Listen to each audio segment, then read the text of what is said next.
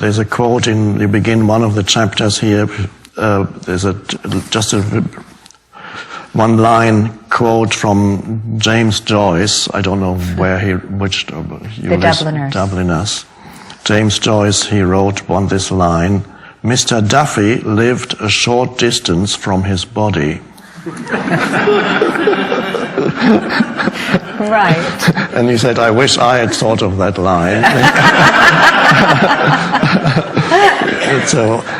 And that, of course, so many people live a short distance from their body, up in the head. And you talk about the importance, you do it in your workshops and retreats, taking attention not only into the body, but more specifically taking attention into the belly area, what in Japanese is called the hara,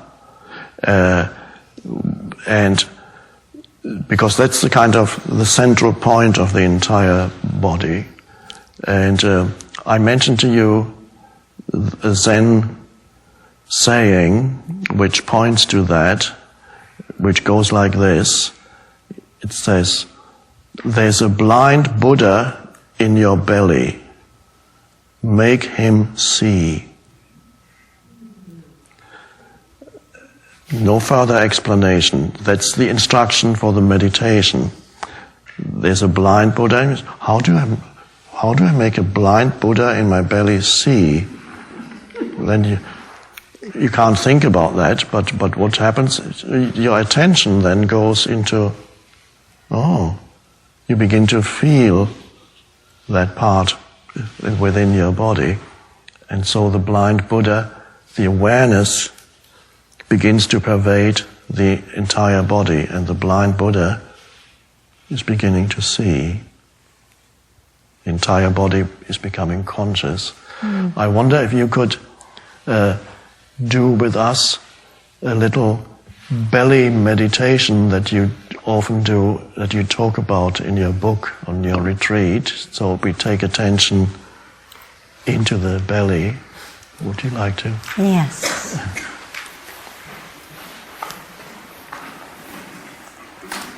I read in one of your books the line, transformation happens through the body. And that touched me very, very deeply, because your body is the piece of the universe you've been given. And if transformation is going to happen, can't happen over there, it's here, in this form. So, feel both of your feet on the floor.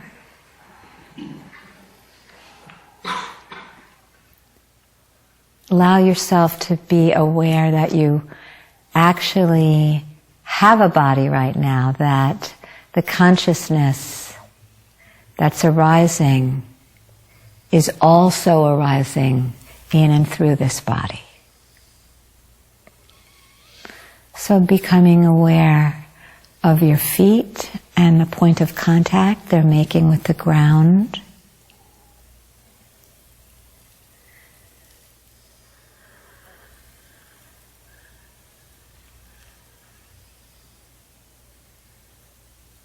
And becoming aware of your butt in your chair and the point of contact it's making. Coming home to the body right now.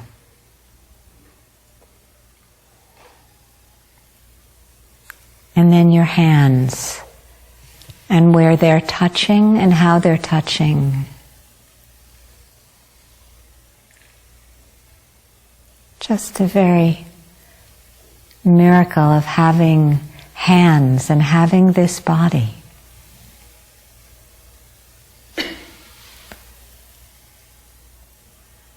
And then becoming aware of sensations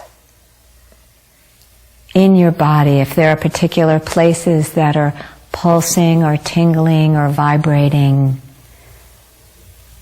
if there's warmth or coolness, contraction, tightness, gently allowing what's here to be here.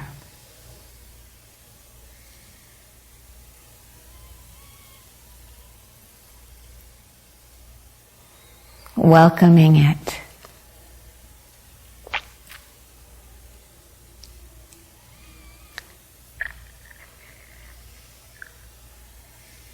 Feeling this body,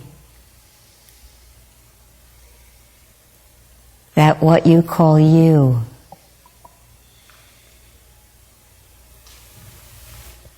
is living in and through.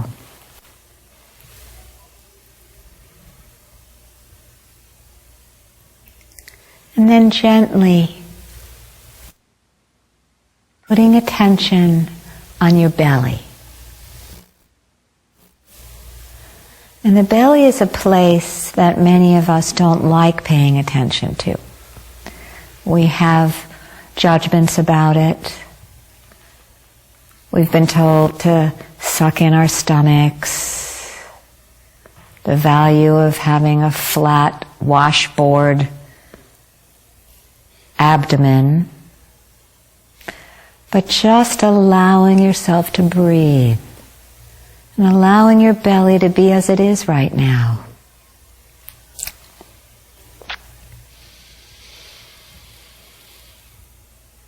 And if you like, just to get a sense of the movement of your belly, place one of your palms on top of your navel and the other palm on top of that palm. And your belly is the area above your pubic bone.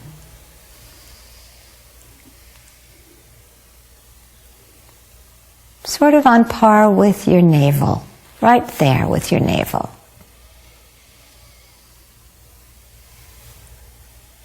And becoming aware just of the movement of that breath, that inspiration.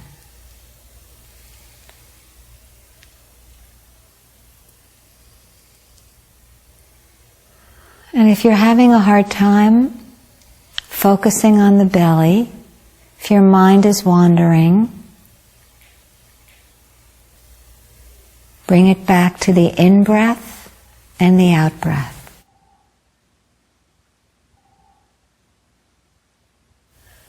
In-breath, out-breath, feeling the movement.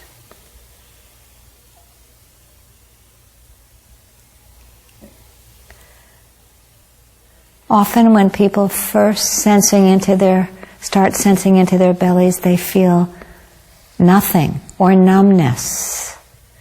Numbness is a sensation. What's ever there, welcome it, allow it, notice it. And as you breathe, breathe all the way into your hands so that you breathe full breaths. We often hold our breaths without even realizing it.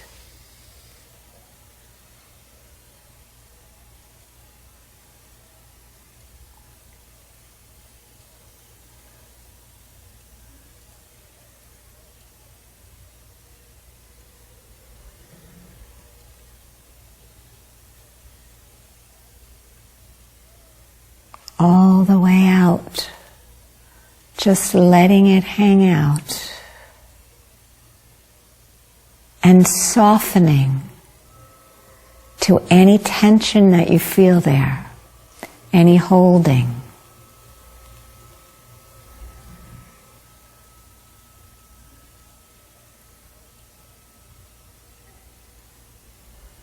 The Buddhists call this soft belly, just soft belly.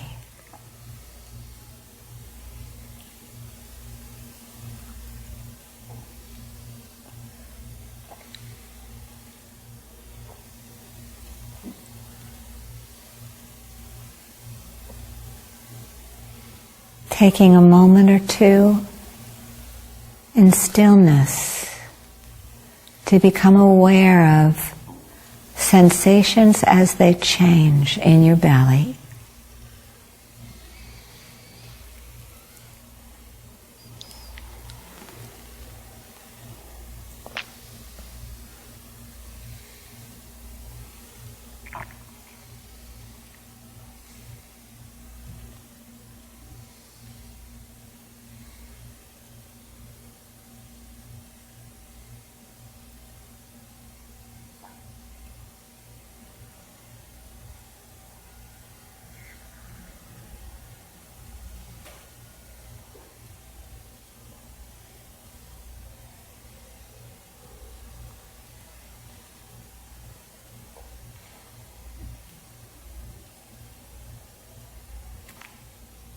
If you notice your mind wandering, just bring it back.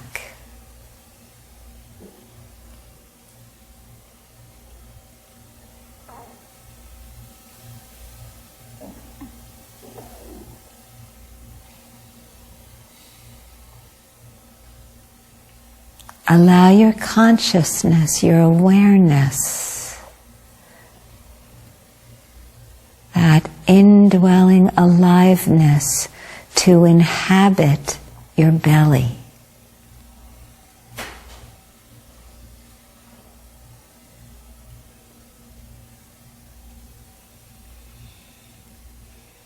It already is. It's just a matter of paying attention to it.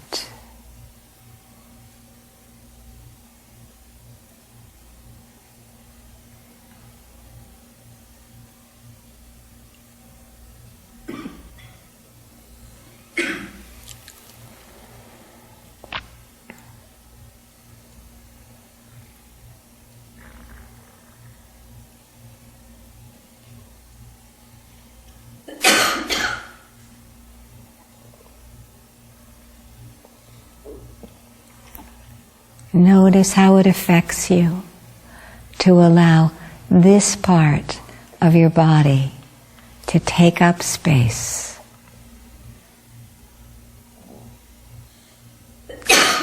Allowing it its aliveness.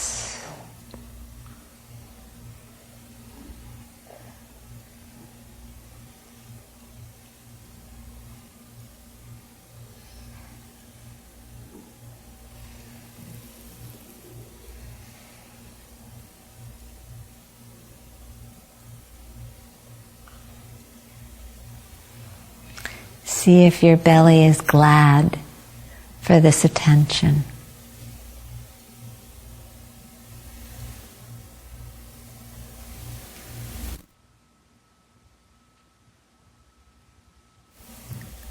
And if it could speak to you, if your belly could speak to you, what would it say?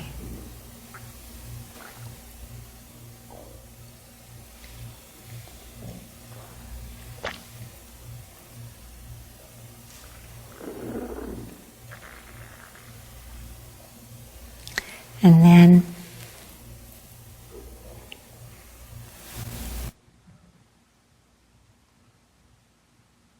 taking another moment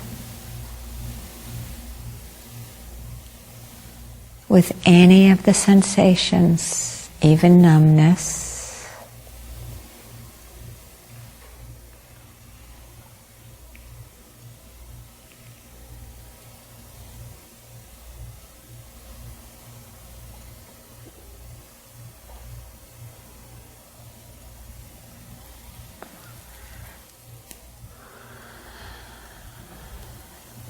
allowing what's ever there to be there.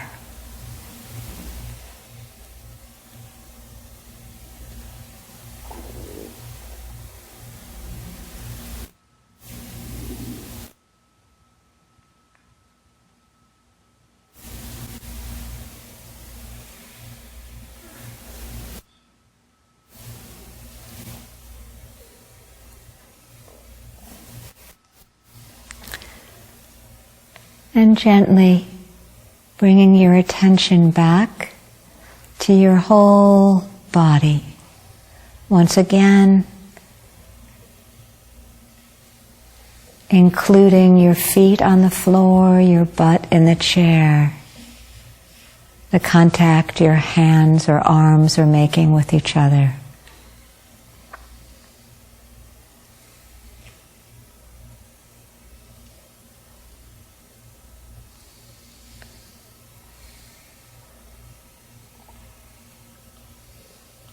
And slowly and only at your own pace, opening your eyes.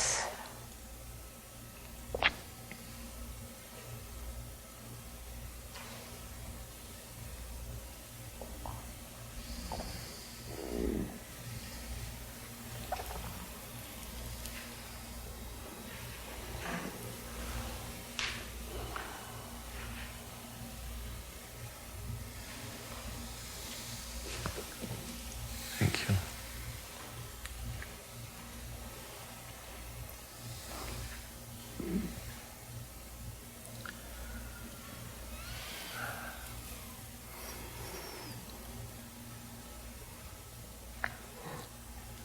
Somebody who doesn't have an issue with weight is the Chinese big-bellied Buddha, Right? laughing.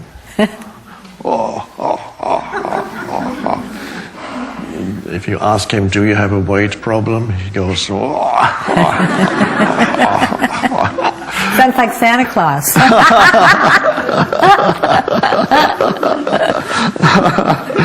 Yes. So that's lovely. The belly meditation is a. You can also see the Buddhas, not the big-bellied Buddhas, but ordinary old Buddha statues. If you look, many of them, the good ones, if you look carefully, the belly, you can see they have a slightly protruding belly, not a flat belly. Slightly, it always, and the focal point of their being is not in the head. It's here. They rest there. That's the.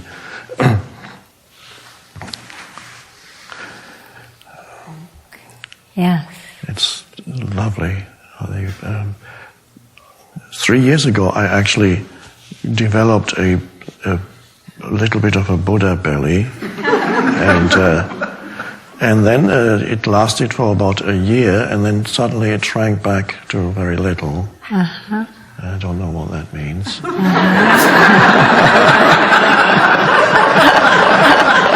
I think it means that 3 years ago you developed a Buddha belly, and then it shrank. Yes. But you know, sometimes when I just sit quietly and I close my eyes, I am so aware of my belly. It feels like I'm just a big belly.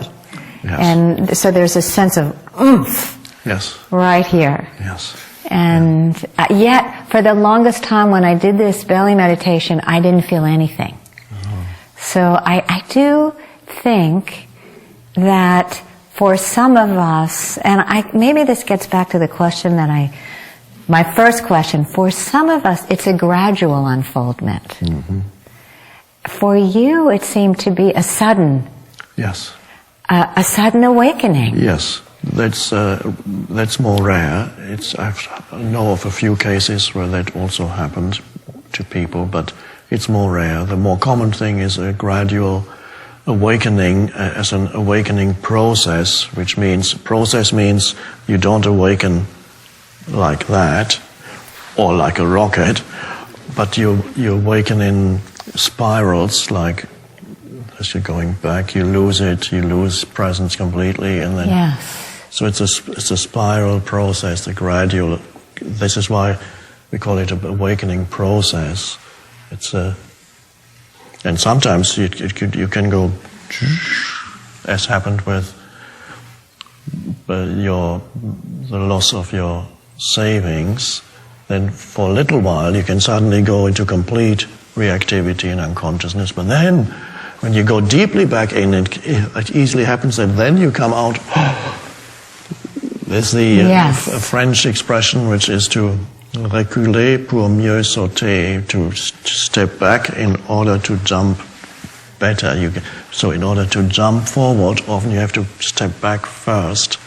And so often before there's a final awakening that then becomes irreversible, it sometimes happens that there's a deep loss of some kind, or some deep suffering is experienced, and you get drawn into reactivity and deep unhappiness briefly perhaps, and then finally there's that opening.